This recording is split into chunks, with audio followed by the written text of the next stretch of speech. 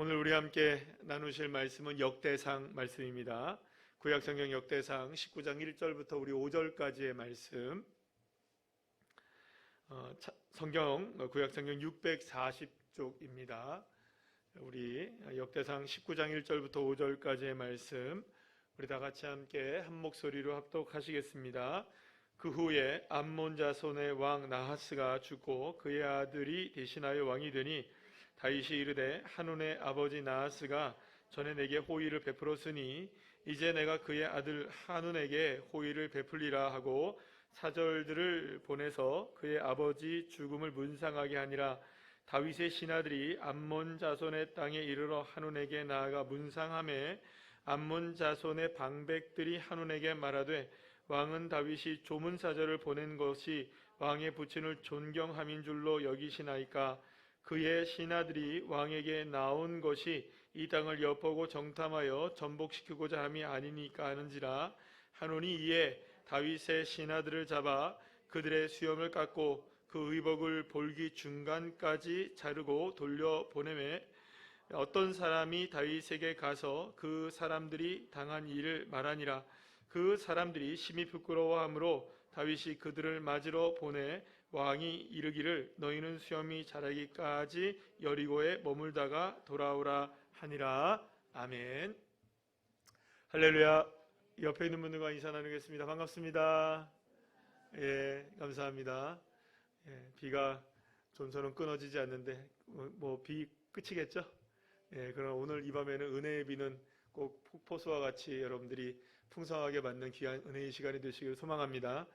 오늘은 역대상 19장 1절에서 5절까지의 말씀을 가지고 오늘 원래 이 19장을 다 읽어야 되는데요. 제목을 좀 이렇게 한번 정해봤습니다. 한번 같이 한번 읽어볼까요? 시작. 은혜의 왜곡. 이렇게 한번 정해봤습니다. 여러분 원래 여러분들 잘 아시는 것처럼 물속에 이렇게 젓가락을 딱 집어넣으면 물속에 들어가는 이 젓가락이 어떻게 보입니까? 이렇게 휘어져 보이게 되죠. 방향이 꺾여져 보이게 됩니다. 그러면 그게 진짜 꺾인 걸까요? 안 꺾인 걸까요? 안 꺾인 거예요. 그러나 이 공중에 있는 것과 물속에 있는 것이 우리의 시야를 방해하고 때문에 우리가 보는 시야와 물속에 있는 시야 속에서는 왜곡 현상이 일어나게 되기 때문에 우리가 여기서 보는 거하고 물속에 들어가는 것과는 이렇게 이상한 방향이 이렇게 되게 되는 겁니다. 그래서 이걸 우리가 보통 왜곡 현상이라고 부르게 되는데요. 이 왜곡이라는 말을 사전으로 찾아보니까 왜곡의 뜻이 이렇게 되어 있습니다. 우리 한번 다 같이 한번 읽어볼까요? 시작. 사실과 다르게 해석하거나 그릇되게 함이라고 되어 있습니다.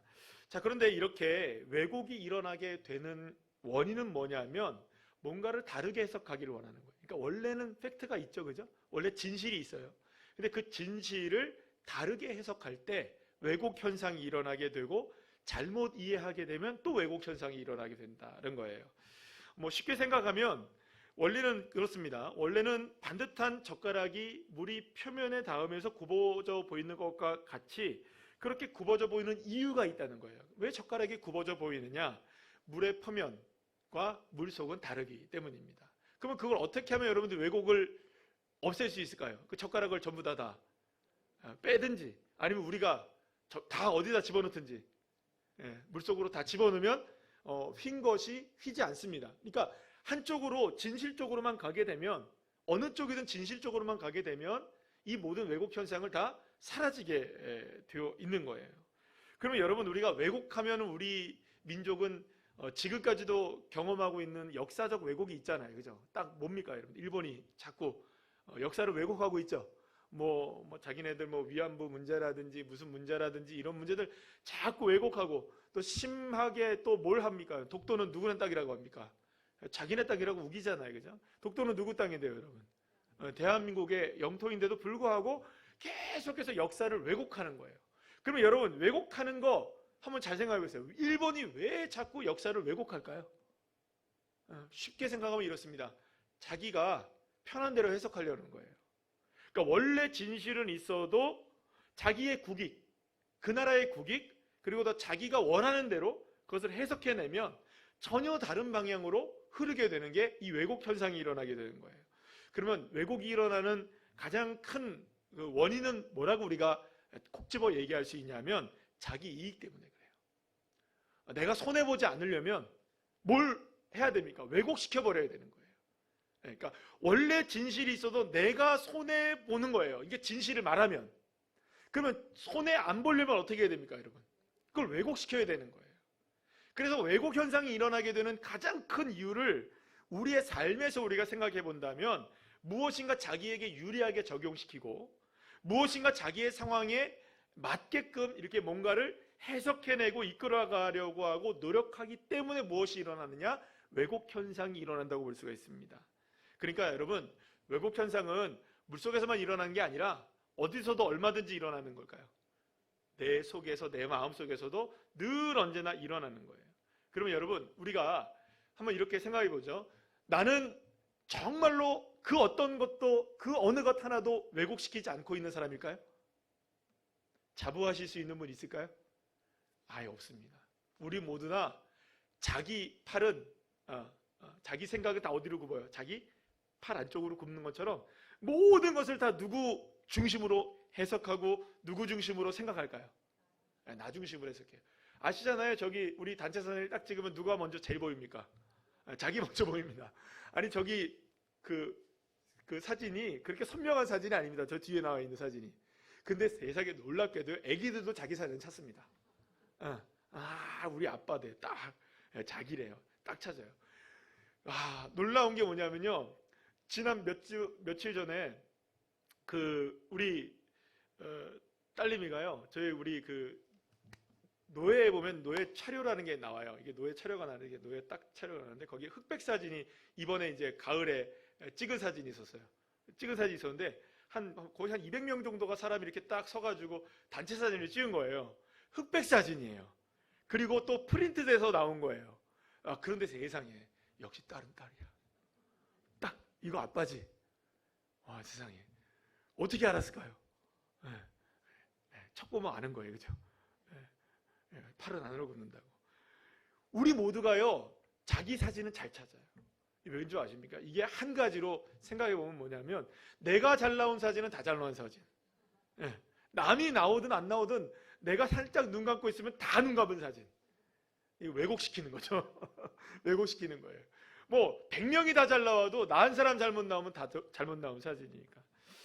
자, 그래서 여러분들 우리의 삶 속에서도 아주 비일비재하게 일어나는 한 가지 우리가 잘 인정하진 않지만 내 삶 속에서 오늘도 끊임없이 일어나고 있는 한 가지의 변명할 수 없고 왜곡시킬 수 없는 진실 하나는 뭐냐면 내 자신 스스로가 너무나 많은 팩트를 왜곡시키는 존재라는 거예요.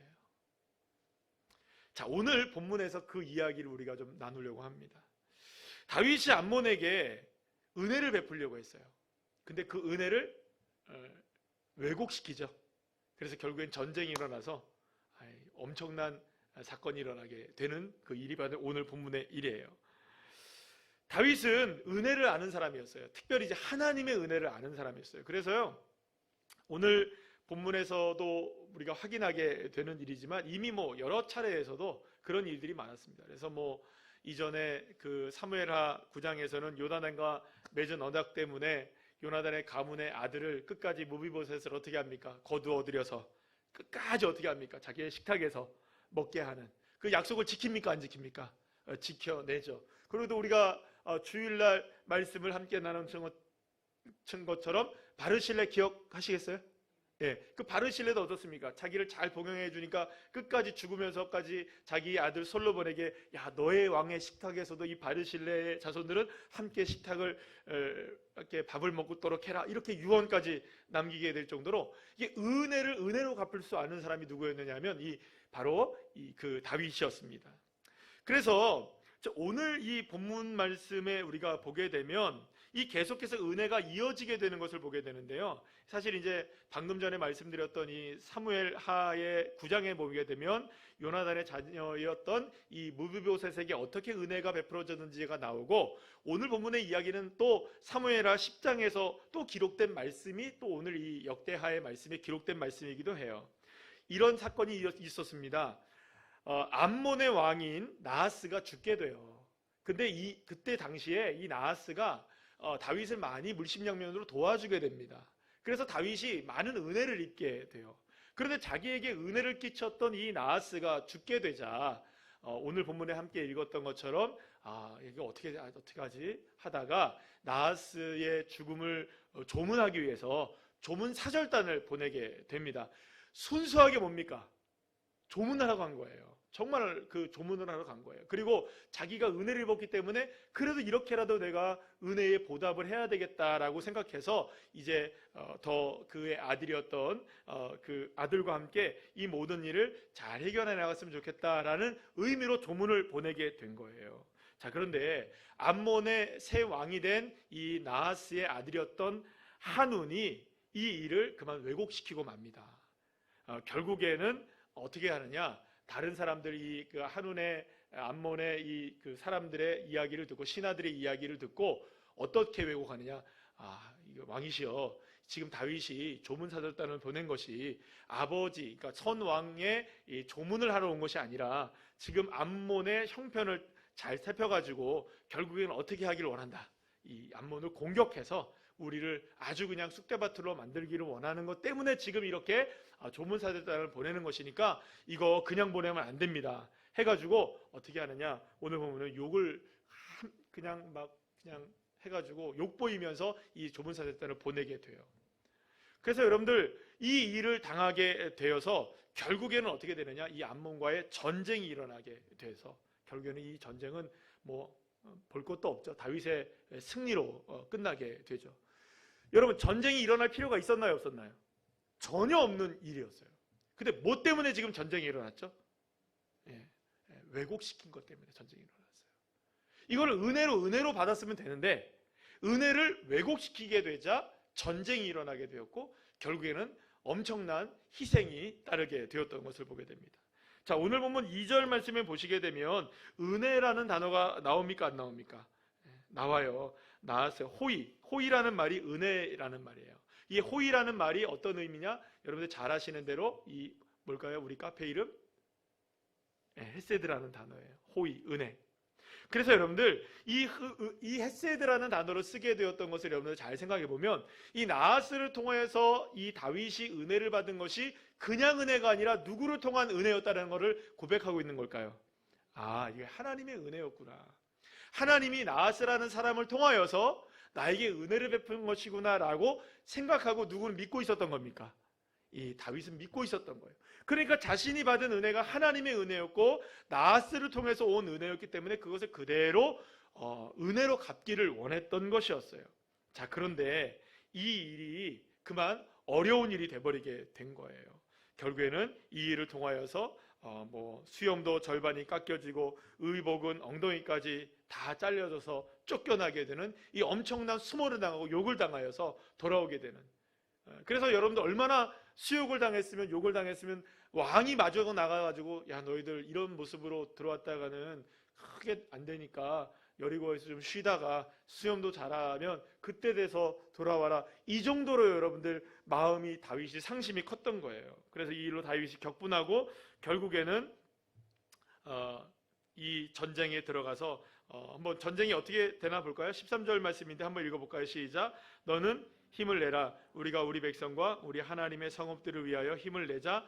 여호와께서 선히 여기시는 대로 행하시기를 원하노라 하고. 그래서 전쟁은 하나님의 능력 가운데, 은혜를 베푸셨던 하나님의 능력 가운데 이거는 잘 끝나게 됩니다. 자, 그러면 여러분 한번 우리가 생각해 보시죠.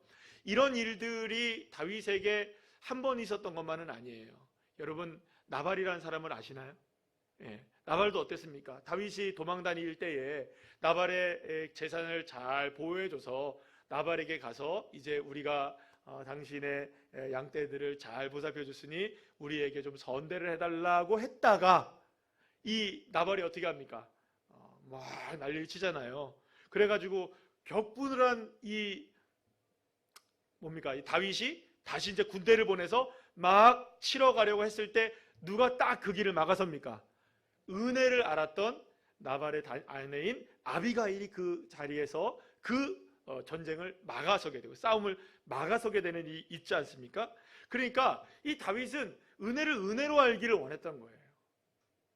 그러면 여러분 은혜를 은혜로 알면 은혜는 은혜를 낳게 되죠. 그런데 은혜를 왜곡시키게 되면 나발과 같은 일이 벌어지게 되고 이 한운과 같은 일이 벌어지게 되는 거예요. 그러나 그 상황 속에서도 은혜를 은혜로 알면 아비가일과 같은 사람이 되어지면 어떤 일이 벌어지게 될까요? 정말로 하나님의 은혜를 경험하는 놀라운 역사가 일어나게 될 수 있다는 것입니다. 사랑하는 여러분, 하나님의 은혜에 관하여서 우리 한번 생각해 보시죠. 저와 여러분을 향한 하나님의 은혜는 놀랍고도 놀라운 줄로 믿으시길 바랍니다. 단 한순간도 하나님의 은혜의 손길과 모든 것들은 저와 여러분에게 한순간도 끊어지지 않음을 여러분들 정말 믿으십니까? 주님의 사랑의 손길이 저와 여러분의 삶을 지금도 모든 순간 속에서 다 이끌어가고 계심을 여러분 믿으십니까? 자, 그렇게 하나님의 은혜를 우리는 날마다 경험하고 있는 거예요. 자, 그런데 우리가 때로는 살다 보면 하나님의 은혜를 온전하게 이해하지 못하고 온전하게 우리가 받아들이지 못하고 우리가 오해할 때도 있고 우리가 오늘 본문에 우리가 그 제목처럼 왜곡시킬 때도 있을까요? 없을까요? 있다는 거죠. 암몬의 한운이 자기의 이익을 위하여서 다윗이 베풀려고 하는 은혜를 왜곡시켰던 것처럼 얼마든지 그 은혜를 은혜로 알면 평화롭게 지낼 수 있고 정말 아름다운 인생을 살아갈 수 있고 더 좋은 인생으로 살아갈 수 있었음에도 불구하고 자기에게 다가오는 이 하나님의 은혜를 왜곡시켜서 자기의 생각을 하냐고 자기의 생각으로 판단하고 자기의 만족으로 자기의 것으로 이끌어가려고 생각하면 어떤 결과가 낳게 되느냐? 나발과 같은 결과가 낳게 되어지고 결국에는 이 한과 같은 결과가 나올 수 있다는 것을 우리는 잊지 말아야 한다는 것이죠. 사랑하는 여러분, 저와 여러분을 향하여서 오늘도 주님은 우리의 기도에 응답할 준비를 다 하고 계십니다. 은혜 베풀기를 원하시고 계시고 저와 여러분을 향해서 평강 주시기를 원하시고 복 주시기를 원하시는 하나님, 민수기 6장에서 분명하게 우리에게 말씀하고 계시잖아요. 우리에게 복 주시기를 원하시고 평강 주시기를 원하시고 은혜 베푸시기를 원하시는 하나님이시라고. 스바랴 3장에서는 뭐라고 말씀합니까? 우리를 향하여서 은혜의 얼굴을 향하여 드셔서 여러분들 기쁨을 이기지 못하여 하시는, 우리에게 사랑을 베푸시려고 하시는 그 은혜의 손길은, 그 헤세드의 그 모습들은 사랑하는 여러분, 우리가 어느 곳에 있든지 어느 상황에 처해 있든지 그 헤세드의 은혜는 저와 여러분에게 지금도 흐르고 있는 줄 믿으시길 바랍니다. 여러분, 나오미를 잘 생각해 보시죠. 나오미가 어디에서 돌이켜서 주님의 은혜 가운데 나아가게 됩니까? 모압 땅에서, 그 모압 땅에서 주님의 은혜를 갈망하면서 다시금 베들레헴으로 돌아오지 않습니까? 하나님의 은혜는 여러분 베들레헴에도 계시는 것이고요, 하나님의 은혜는 모압 땅에도 있는 것이 하나님의 은혜입니다. 그러면 여러분, 하나님이 나오미를 언제는 은혜를 베풀어 주셨고 언제는 은혜를 싹둑 잘라 주시나요? 아니죠. 어느 순간에서든지 어느 때에든지 끊임없이 빈틈없이 모든 순간에 모든 상황 속에 하나님의 은혜는 흐르게 하셨던 것을 믿으시길 바랍니다. 그런데 여러분들, 그 은혜가 싹둑 잘려져 나갈 때가 우리에게 있어요. 그 은혜가 사라질 때가 있습니다. 그 은혜가 우리에게 보이지 않을 때가 있어요. 이유가 뭘까요? 그러면 이유가 뭘까요? 왜곡시키는 거죠. 누가 왜곡을 시키는 걸까요? 우리는 많은 경우 하나님이 우리를 왜곡시킨다고 생각해요. 하나님이 나를 오늘 떠났어. 하나님이 나에게 관심을 갖고 계시지 않은 것 같아. 하나님이 이 일에 대해서는 나에게 은혜를 베푸지 않는 것 같아. 하나님이 나에게 역사하지 않는 것 같아. 이게 다 지금 누구에게 문제를 돌리는 걸까요? 지금 다 하나님께 문제를 돌리는 거예요. 하나님이 지금 모든 상황들을 왜곡시키고 있다고 생각하는 거예요. 내 상황을 모른 채, 나의 형편을 모른 채, 내 생각도 모르고 나의 필요를 모르고 나의 원함을 모르시는 하나님, 문제는 누구에게 있다고 생각하는 겁니까? 늘 하나님에게 있다고 생각하는 경우들이 너무 많아요. 근데 여러분, 그렇지 않습니다. 하나님은 언제나 저와 여러분에게 변함없는 사랑으로 이끌어 가고 계심을 믿으시길 바랍니다. 문제는 저와 여러분이 그것을 바라보지 못하고 있는 겁니다. 예수님이 겟세마네 동산에서 3번을 기도하시잖아요. 어떤 문제를 놓고 기도하십니까? 이 잔을 좀 옮겨주세요, 주님. 이 잔을 좀 옮겨주세요라고 예수님이 기도를 하십니다. 그러니까 이 잔을 옮겨달라는 말은 여러분 잘 아시는 것처럼 예수님이 십자가의 고통을 내가 좀 피하게 해주세요 라는 의미였어요. 여러분, 왜 예수님이 그 십자가의 고통을 피하기를 원하셨는지 한번 생각해 보세요. 왜 예수님이 그 십자가의 고난을 피하기를 원하셨을까요? 물론 육체적 고난 때문이었겠죠. 그 살이 찢겨지고 모든 것이 상해지는 것을 알면서 그 자리로 간다는 것이 쉬운 일이었을까요? 어려운 일이었을까요? 어려운 일이었겠죠. 그런데 여러분들, 예수님이 십자가의 고난이었던 그 잔을 내게서 옮겨달라고 했던 것은요, 단순하게 육체적 고난을 피하기 위함이 아니었습니다. 왜냐하면 십자가로 나간다는 것 자체는요, 누구에게 버림을 받는 걸까요? 하나님께 버림을 받는 거예요. 하나님과 완전히 단절되어지는 겁니다. 그러면 여러분, 하나님이 예수님을 정말 버리셨나요? 가짜로 버리셨나요? 진짜로 버리셨습니다. 아들임에도 불구하고 아들을 외면하신 분이 누구십니까? 하나님 어찌하여 나를 버리셨습니까? 해도 주님 응답하십니까? 안 하십니까? 안 하셨잖아요. 십자가상에서. 여러분들 같으면 응답하시겠어요? 안 하시겠어요? 내 아들이 죽어가고 있는데 모른 채 하시겠습니까? 그냥 계시겠습니까? 어떻게 모른 채 하겠어요? 하나님은요, 여러분, 정말로 예수님을 버리신 겁니다. 왜냐? 정말 죄인이 되어야 했기 때문이죠. 우리가 버림을 받았어야 되는데 누가 버림을 받은 겁니까? 예수님이 대신해서 버림을 받은 거고요. 우리가 죄를 짓고 죽어야 되는 그 자리에 누가 대신 죽으신 겁니까? 예수님이 대신 십자가로 죽으신 거죠. 그렇게 예수님이 정말로 견딜 수 없어서 이 잔을 옮겨달라고 했던 것 중에 하나는 뭐냐 하면 예수님이 하나님과 단절되는 시간을 견딜 수 없었던 거예요. 왜냐? 예수님은 창조 이전부터 영원 전부터 영원까지 언제나 삼위일체가 하나가 되셔서 할렐루야 계신 분이신데 삼위일체의 그 하나님이 하나님이신 아버지이신 하나님이 아들이신 예수님 성자를 버리신 사건이 십자가의 사건이란 말이에요. 그러니까 예수님은 그걸 알았던 거예요. 십자가로 나간다는 건 누구의 버림을 받는다? 하나님의 버림을 받는다. 그래서 견딜 수가 없었던 거예요, 여러분들. 예수님이. 그래서 이 잔을 내게서 좀 옮겨주세요, 하나님. 이 잔을 좀 내게서 옮겨주세요. 이 잔을 좀 내게서 옮겨주세요. 예수님이 3번이나 기도하신 거예요. 3번이나. 자, 그런데 예수님이 3번을 기도하신 다음에 그때마다 여러분들 뭐라고 기도하셨습니까? 나의 원대로 마시고 아버지 뜻대로 하십시오라고 기도한 다음에 일어나 나오시죠? 왜 주님이 십자가를 지실 수 있었는지 여러분들 잘 생각해 보세요. 이 잔을 내게서 옮겨달라는 것은 지금 무엇인가 누구의 뜻대로 되길 원하는 겁니까? 하나님의 뜻이 아닌 내 뜻대로 되길 원하는 거예요. 그렇죠? 예수님도 지금 뭘 하고 있는 것이었을까요? 그러니까 우리 오늘 제목으로 생각해 보면 하나님의 은혜를, 하나님의 역사를 예수님도 왜곡시키려는 시도를 하고 계셨던 거죠. 왜곡시켰다는 게 아닙니다. 왜곡시키려는 인간의 그 모습들이 드러난 거죠. 왜냐? 너무나 고통스러우니까요. 하나님과 끊어지는 게 너무나 고통스러우니까. 3번씩이나 예수님이 그것도. 사랑하는 여러분, 예수님도 하나님의 은혜를 왜곡시키려고 했던 것을 기억하셔야 됩니다. 그럼 우리는 어떨까요, 여러분?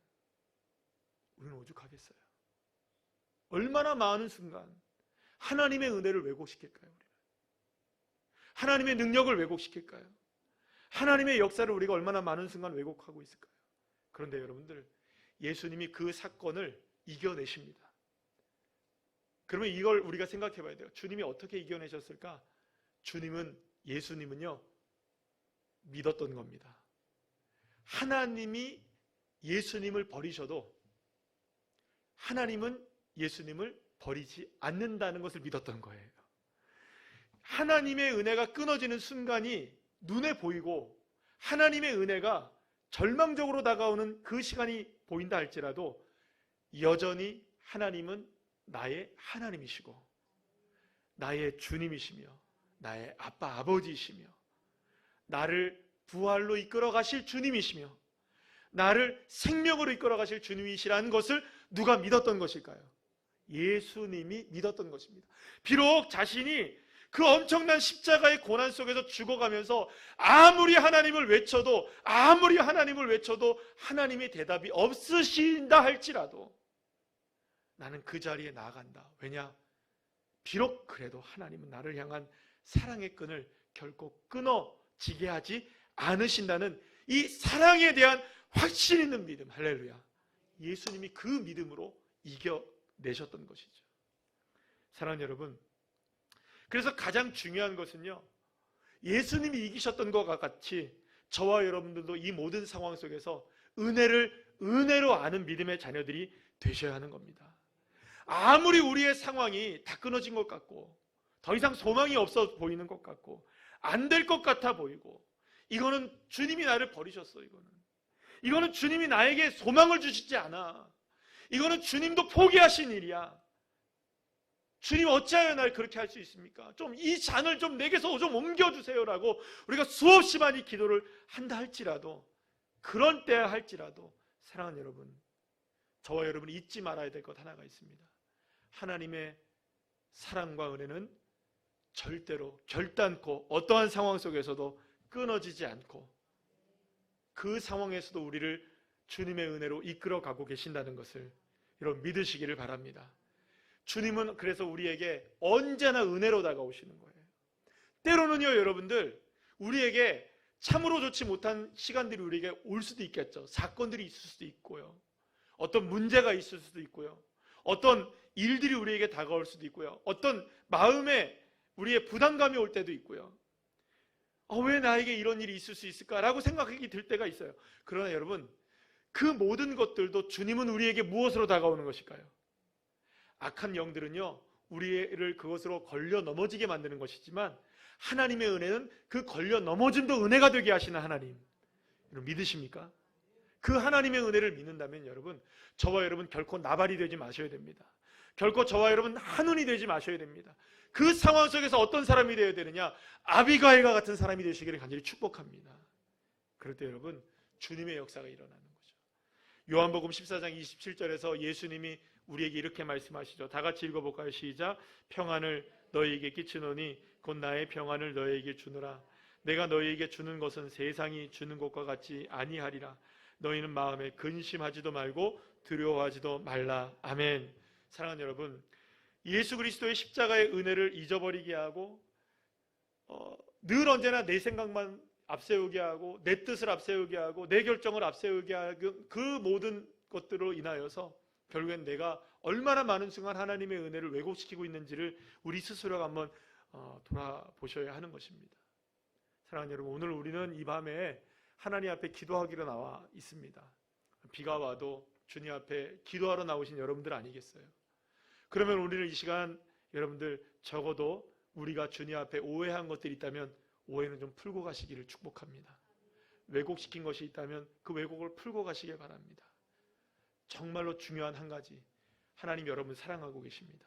누구를 사랑하는 게 아니라 나를 끔찍히도 사랑하셔서 나 한 사람 때문에 예수 그리스도께서 하나님께 버림을 받으시면서까지 십자가를 지신 분이 그 예수님 아니십니까? 그 예수의 십자가가 나를 살리신 십자가이신데, 할렐루야. 그 은혜가 나에게 오늘도 흐르고 있는데, 내가 어떤 상황에 있든 무슨 일을 하든 어떠한 모습으로 살아가든 주님이 나를 버리실 리 만무하고요, 주님이 나를 외면하실 리 없고요, 주님이 나를 여러분들 살펴보지 않으실 이 없는 줄로 여러분들 믿으시길 바랍니다. 우리가 바다 끝에 거해 있다 할지라도 주님은 그곳까지 다가오셔서 우리에게 은혜의 손길을 펼쳐주시고 우리를 건져주시는 하나님이 되어주시는 것을 여러분들 믿는다면, 여러분 우리가 사실은 왜 이런 우리의 삶에서도 오해가 일어나고 하나님과의 관계 속에서 오해가 일어나고 왜 왜곡 현상이 일어나느냐? 사실은 따지고 보면요, 하나님이 주시는 평안보다는 세상 평안 때문에 그래요. 그래서 예수님이 오늘도 그 말씀 우리가 함께 읽은 것처럼 세상이 줄 수 없는 평안을 누가 주신다? 주님이 주신다고 말씀하시잖아요. 그러니까 여러분, 하나님의 은혜를 내가 온전하게 믿으셔야 됩니다. 하나님의 은혜는 지금도 내게 흐르고 있다. 지금도 내게 역사하고 있다. 내가 나를 지금 이끌어가고 있다. 보이는 것은 아니에요. 보이는 것은 아닐 수 있어요.